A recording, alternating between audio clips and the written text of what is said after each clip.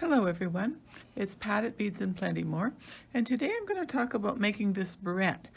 I've got pieces of filigree and some sparkly rhinestones on the top, and then of course the barrette backing on the back. So this one's a finished one, and then I used a piece of chain to join the two pieces of filigree and a little drop to finish off the back of the hair.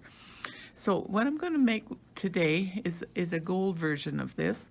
So I have two pieces of filigree, which I'm going to overlap like that, which is what I did on the other one here. Just set that one over a little bit so you can still see it.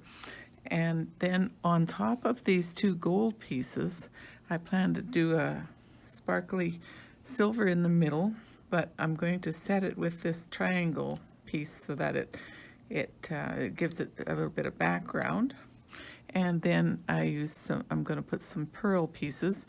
This piece here is a bead cap that I flattened out with my nylon jaw pliers so that it's nice and flat to be the setting for the back of my pearl oval. Put one of those on each side. And then I'm going to put the barrette, of course, on the back, and I also think I'll put a little drop on this one. Now on this one, to explain this a little bit more, I used this piece here that's supposed to actually have a small cabochon on the front, but I pushed all these prongs in and turned it over so that I'd have a nice little cup to put the big rhinestone in the middle there. And on the side, I used this bead cap. It's a copper color, and of course as a bead cap it's curved, and again I just flattened it out with the nylon jaw pliers. Use that as my setting. So all these pieces have to be glued, and I'm gluing with E6000 to make it nice and strong. And that E6000 of course comes in two different varieties, comes in the little tubes and comes in a great big tube.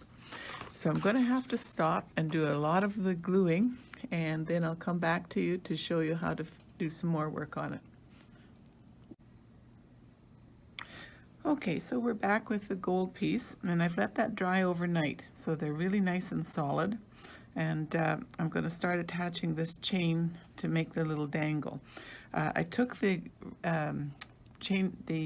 nylon jaw pliers and gave this a bit of a curve.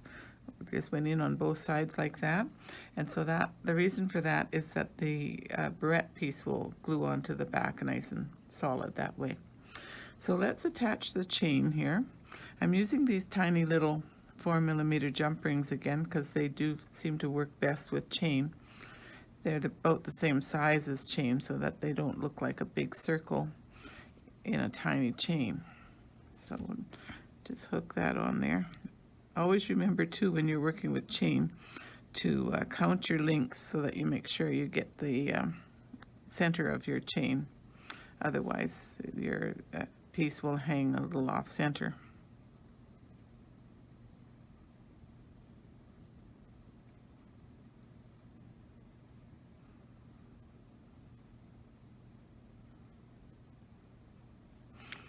That piece doesn't want to hook on very easily.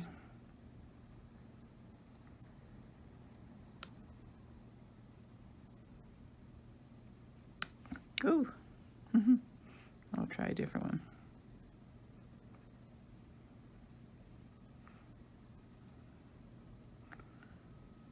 Sometimes you have to hook to the other one first and then go back.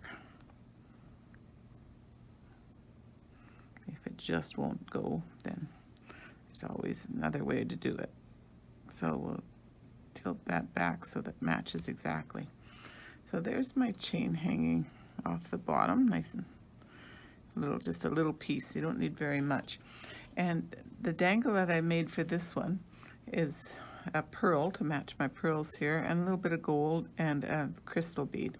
So this I'm going to do into a wire wrapped loop so that it's nice and solid, because it will be moving around when we're wearing this barrette, and it might not stand up to too much wear and tear if we don't put a good solid loop on it. I like to use these long head pins when I do a wire wrap loop. Even though you cut off a good chunk of it, it still just seems to be a little bit easier to work with. It's always nice to have extra chain, extra wire when you're working with a wire wrapped loop. Okay, so there I've got it hooked into that center loop. This particular chain has different loops, so it's very easy to find your middle. But of course I did have to make sure I cut it so that that one was the middle. Okay, so we'll do the loop. I've got the circle, and I like to use 2 pairs of pliers, and 2 rounds will be enough. Give it a nice snug pull, and then I'm going to clip this off.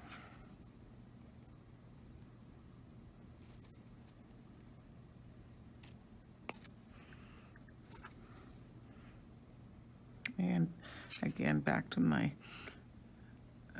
crimping pliers. They work really well for tucking that last little bit down with their rounded end there. Okay, so I will go ahead and glue the barrette onto this. There's what it's going to look like from the front, and then the barrette's going to go on the back.